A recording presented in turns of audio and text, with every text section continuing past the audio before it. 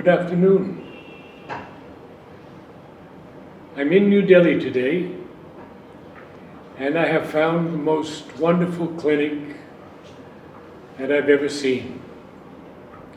In fact, I've been here for 2 days, getting treatments for my usual problems: diabetes, heart, colon, and so many things. I'm very, very happy to introduce you to the founder and CEO of Daivam Clinic, which is a clinic, I can read to you, of functional health medicine for disease reversal and holistic living. Welcome, sir. Namaste. Thank you. Thank you. Namaste. How did you get into this work? It must be quite a story. What I've seen downstairs are so many commendations, so many things that you've tested and taken. What is your vision? And then tell us how you came to it. So, like all awakenings in the world, this was an awakening that came to me one day that modern medicine is not able to deliver what it was meant for, and is unable to handle many chronic lifestyle diseases which is killing 80% of the world. And this in a way woke me up when I saw a lot of deaths around me of friends, family, and people that I knew of that were dying and for falling even sick or more sick because of the medications that they were taking. That this sort of woke me up, and I said, I don't want to get there myself. So when I turned 50, I sort of started to get this call that I'm headed the same way, and I'm going to go downhill in the same way that everybody else around me is. And I did not want to go there. Were you in a different business at that time? So I've been in the corporate world for the last 27 years. The usual MBA, marketing, finance, the world that exists around us, and we are in the race for targets, achieving goals, self-actualization, trying to realize more money, more targets, or getting more material gains, like everybody else is. And then when I turned 50, I realized that this is something I didn't want to go down that road. Also, a very important realization that came upon me was that we cannot really go away from this world without finding purpose in our life, which the Japanese call ikigai. And finding purpose in your life, if you cannot find purpose in this lifetime, then you will be reborn again to find that purpose, and be reborn again and again until you can find that purpose for which you are there. And then you start walking towards it, and the universe conspires to make it happen, because that's when you get into the groove. And suddenly when you fall into the groove, some people fall into the groove at the age of 5, 13, 25. I fell into it at 50. So, and it's never too late, because this lifetime is one small microcosm in the whole journey of several lifetimes. So whether it takes me this lifetime or many more lifetimes, I will still keep walking on this path to achieve the vision of making this world chemical and drug free, and bringing back the human body to where it belongs, which is actually treating the body as a temple, because in this temple the body is designed to heal itself. The divine designed this body to be born, to live a very happy life, and in a state of fulfillment, contentment, happiness, love, inquisitiveness, curiosity, perfect state of health and well-being. We are meant to be like that, like a child. But as we grow older, we layer these 5 basic requirements of a man, and we layer them with dust, and the dust comes from our karmas and from our thoughts and from our actions that we take, and they keep covering, and as they cover, these basic elements are forgotten and disease sets in. Unfortunately, the modern medical system, or the modern thought process system, I would say, the modern thinking system that exists in the world, focuses on health being the absence of disease. But health is not absence of disease, because doing physical treatments and doing physical medication, surgeries, all the pills that we are taking will heal or will treat some part of the body, but there is a whole being that consists of several layers of human existence, and that until that is healed holistically, we are not well. So what are we talking about a state of health? What do we talk of a healthcare system? What do we talk of a budget for the government for healing people or healthcare? Because we are not addressing the real cause of that illness. And so this realization came upon as I was getting older. And then I said that if nobody else is doing this, somebody has to take that task and put it together. And the biggest challenge was that I was not a doctor, and I was not a medical background person. I had done business management and the arts and economics and mathematics and finance and accounts and usual stuff. A lot of times we don't realize that we are meant to do something else in this life. And when you get to know that, then everything else does not matter, because everything else just fades away and dissipates. The vision and the goal that you are here for becomes prominent, and that's what is light all about. But Devam actually came as a thought because my partner, Dr. Alok Chopra, who had been sort of visualizing this concept for the last 15 years, he explained me this concept of Devam, which is again from the Sanskrit mythology of the Gita, where it's written about that Devam is the unpredictable grace of the divine, which is given to you when your mind is open and available to it, not just when you want it.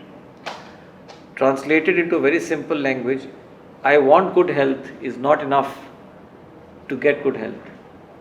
If your mind is not open to it, open to the possibility that the body is capable of healing itself, and we don't need external interventions of chemical medicines, then your mind is open to receiving that grace, and that's when you will receive that in Devam.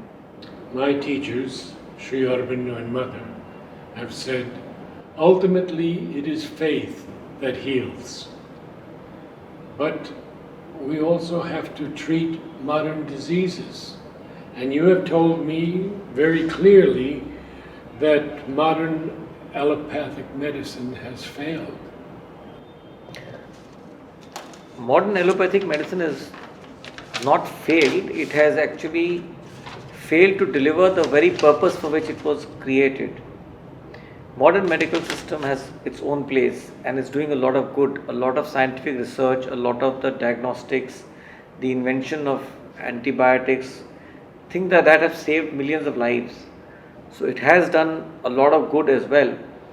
However, the financial interests of the people who are behind the modern medical system sometimes perpetuate a belief system that creates an industry, or that has created an industry which is producing what we call food, but actually it's food-like substances. It looks like food, but it's not food. So this industry is producing food which is packaged. It is laced with antibiotics, hormones, sugar, and chemicals, preservatives, color, artificial sweeteners, and things like that. These substances are being consumed by us in the name of nutrition, in the garb of nutrition. But in reality, what is masquerading beneath that is a vortex pulling us down towards disease and death.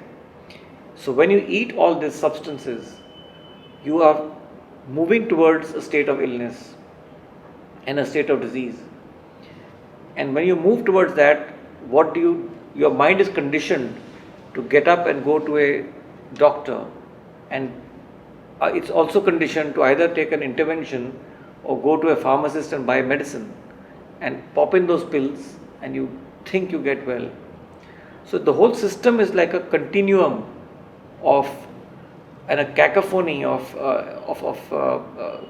events that happen one after the other. You are born. You're born with most births today are taking place as C-section babies. They're not even natural births.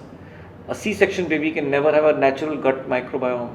The gut microbiome is destroyed at the time of birth because he's not taken a natural birth. So the mother's microbiome has not transferred to the child because it's a C-section delivery. Even if she breastfeeds? Yes, because the gut is completely clean when the baby is born. And when the baby is born out of a mother's womb in a natural manner, the microbiota of the mother transfers to the gut of the child, which is cut off in between, and the child is taken out surgically. So that's from the day we are born. Even the mother's milk that we are having is adulterated. What to talk of anything else? Because the mother's own ingestion of chemical laced milk, food and sugar or whatever food she's eating is going into the mother's milk, and therefore it's infesting or infecting the child's microbiome. So from that day onwards till the day we live, we are constantly living in this whole world of chemicalization. Our body is exposed to 4,000 chemicals a day. A cigarette contains 400 chemicals in one single cigarette. So we are constantly exposed to this attack, which is more like an atomic attack from all sides. And our body, because our genetic code has not changed for thousands of years, is unable to take that onslaught. So it starts protesting because the body is designed to get into a fight and flight mode. Our parasympathetic and sympathetic nervous system is designed naturally to get into a fight or flight mode. So whenever there's an attack, you will protect yourself and you will fight back. And when the body starts to fight back, it gets inflamed because you're overusing those parts. You're overusing the joules of the energy in every part of the body. So when that energy is overused, you will fight back. And when you fight back, you get inflammation. And inflammation is the root cause of all diseases.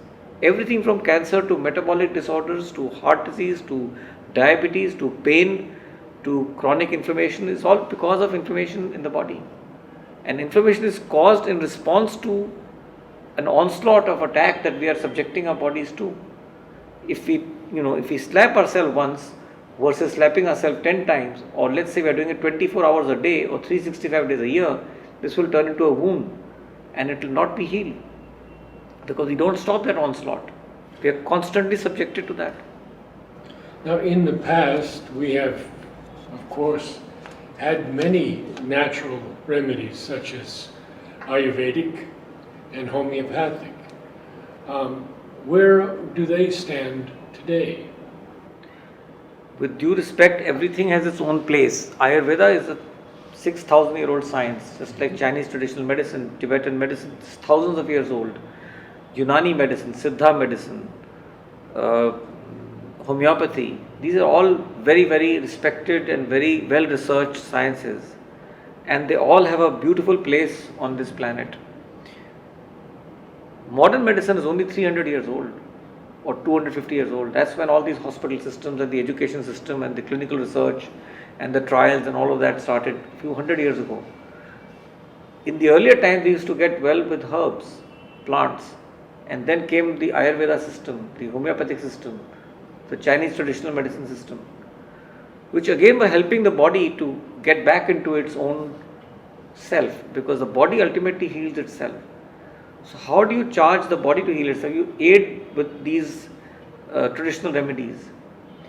However, the onslaught of the toxins that we are facing today is so huge and it's so aggressive that our body widespread also. is widespread, and our bodies are not able to, and now our bodies are getting into what we call as AMR, antimicrobial resistance, which is the resistance to antibiotics. So one of the greatest inventions of mankind, the antibiotics, is now failing because the antibiotics have stopped acting on us, and we cannot, we will fall. So imagine you get a cold and you can die from it because there's no antibiotic that will heal it. So the infection will spread into your lungs, into your bronchia, everywhere. It will be all over the place. And you can have no antibiotic to cure a simple cold, which converts into cough, which converts into a chest disease, which converts into lung disease, etc., etc. It keeps going on, and there's no cure for a simple thing like that. Because Ayurveda, homeopathy and all can deal with these things to a certain extent. But to get rid of these toxins and eliminate them, even though our own body has been taught to eliminate toxins, but then our body gives up after some time, just like the pancreas give up and they stop producing insulin and we get diabetes. So how do we get diabetes? Because the pancreas are being subjected to this onslaught of sugar after sugar after sugar.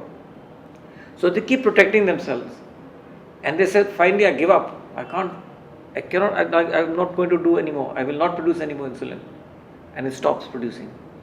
So your beta cell production stops and you get diabetes. Half the world today is either diabetic or pre-diabetic or fat. So where are we headed to? And that's why at one time when lives were simpler, homeopathy and Ayurveda were beautiful things to go through. You have gathered around you some of the finest specialists I've ever met. One of them is Dr. Alok on diabetes. And I understand he has cured thousands of cases, reversed diabetes in thousands of people. How has he done that? Well, he uses, as I said, the only tools we have in our hand is what is made by nature. Because our bodies were designed to heal itself by nature. Alok, though, has been a modern medical doctor, but today many modern medical doctors are beginning to transform or convert themselves into this form of medicine, which is functional medicine, or this bioregulatory natural medicine, we call it. And Alok has been using only the tools of nutrition, lifestyle changes and epigenetic changes. 3 things, nothing else. There are no pills, no medicines. We don't need that. Our body does not need any medicine.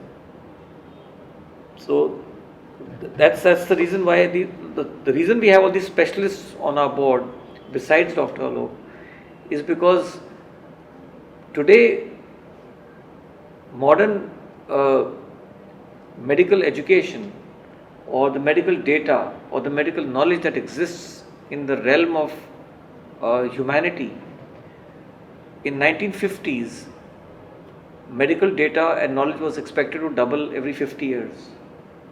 In the 1970s, this was down to 22 years. In the 1984-85, when internet came into use, this was expected to double every 10 years. In the year 2000, it became 5 years. In the year 2010, it became 3 years. And now, last month, the NHS in the UK has released a data saying that medical data is being doubled every 73 days.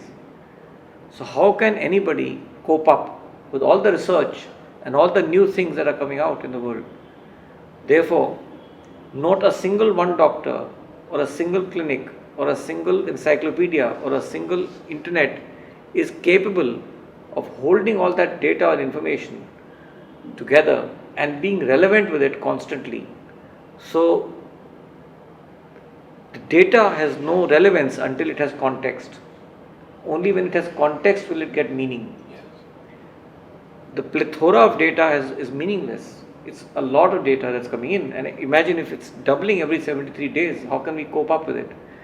So what we did was to find specialists like Alok all over the world, people who have been studying their lives and they have dedicated their lives to research and to finding cures within nature for each of those diseases that we are grappling with today. So if somebody is doing research work in Vietnam on rhizopathy, or if somebody is doing work in the oral microbiome in New York, or somebody is doing work on integrative cancer in Chicago, we will get to that person, and we've got these people on board. And now we have 40 doctors, internationally qualified, internationally famous, who are either lecturing around the world, have written 15-20 books, nominated for the Nobel or something like that, and they are in that region where they are dedicating their lives only to research and studies in that area. So imagine you have now 40-50 brains which are together, each of them doing research, because you yourself cannot cope up with the knowledge or the pace of doubling of the knowledge. Yes, yes. Tell me about cancer. Is it the number one killer or is diabetes? Cancer is the number one killer of the rich people today. Of the poor, of course, every disease is killing them. Why number one killer? Because today modern medicine has taught us to deal with heart disease, has taught us to live with heart disease, has taught us to live with diabetes, has taught us to live with hypertension.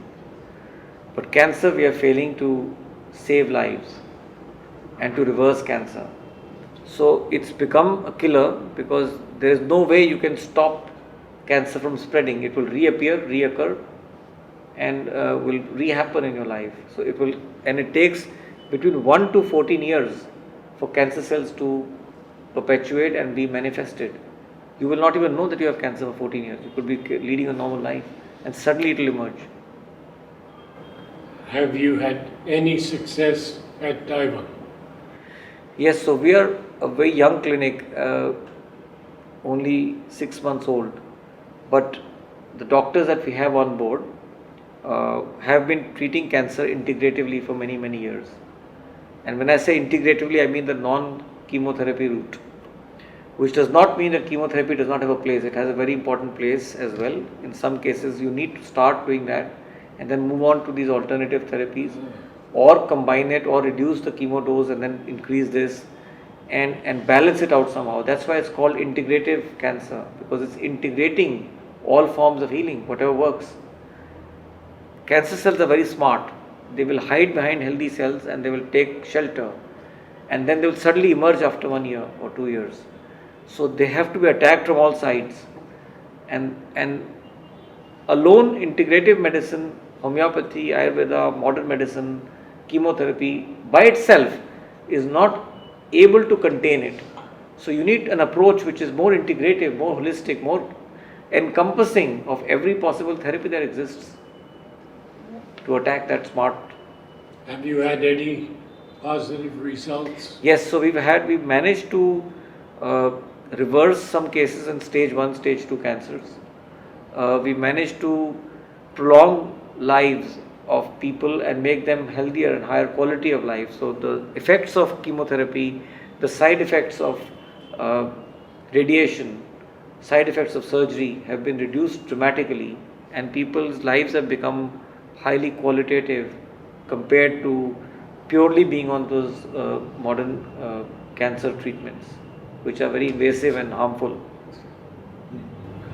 I'd like to ask you about perhaps a bit difficult subject to approach, but you have spoken to me about the New England Journal, and I'd like you to expound on that. Yes, I was actually at a conference in England where I heard Marcia Angel, who is the long-time editor of New England Journal of Medicine, which is one of the most respected medical journals in the world. And she said that I take no pride in declaring that much of the clinical research and the data that is published is deeply flawed, and it's not reliable enough, because there are interests which manage the research and which manage the results of the data.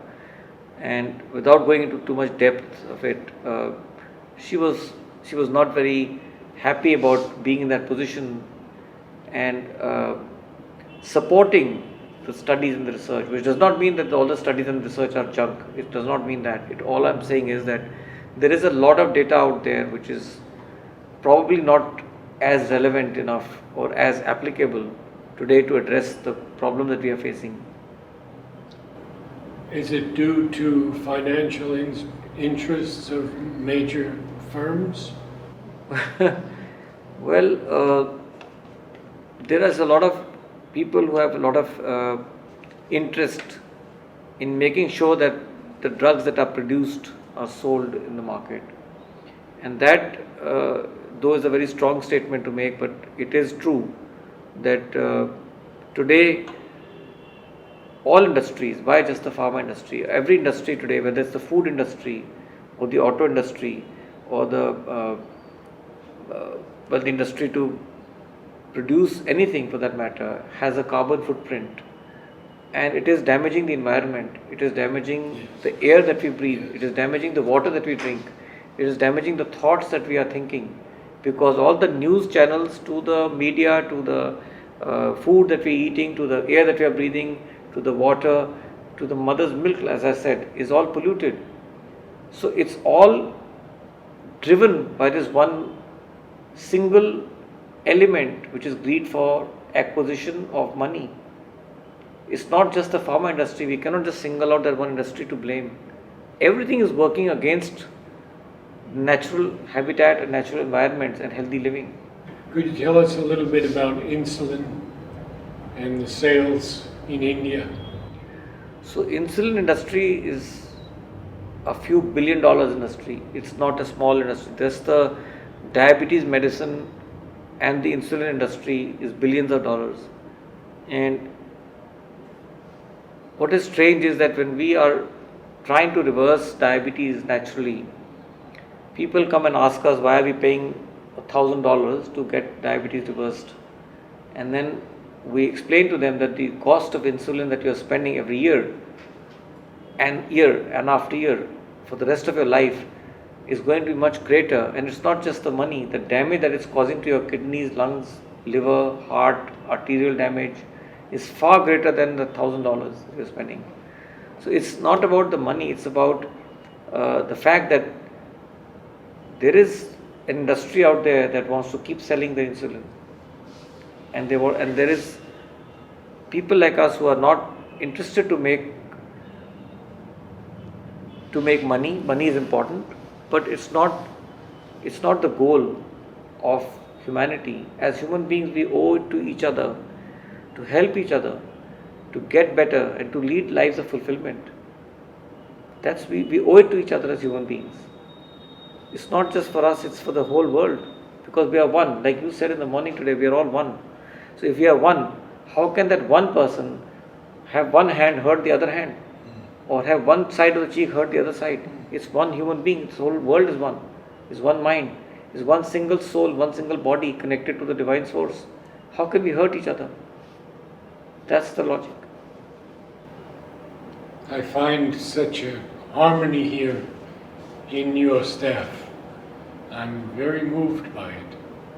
The people here seem to be totally committed to this ideal of healing people without the usual allopathic pathway. So you see, when we select people here at Devam, in fact, I'm willing to compromise on everything except one quality, which is empathy and compassion. If they don't have that compassion, we will not select them to be here. And compassion, in my eyes, means taking on the pain of that person into your body. The person who's walking into your center, if you are unable to feel his pain into your bones, into every cell of your body, you are not going to be able to be a life coach, and you cannot heal that person. Because then you are externally sympathizing. Oh, I'm feeling so sad for you. That's not it.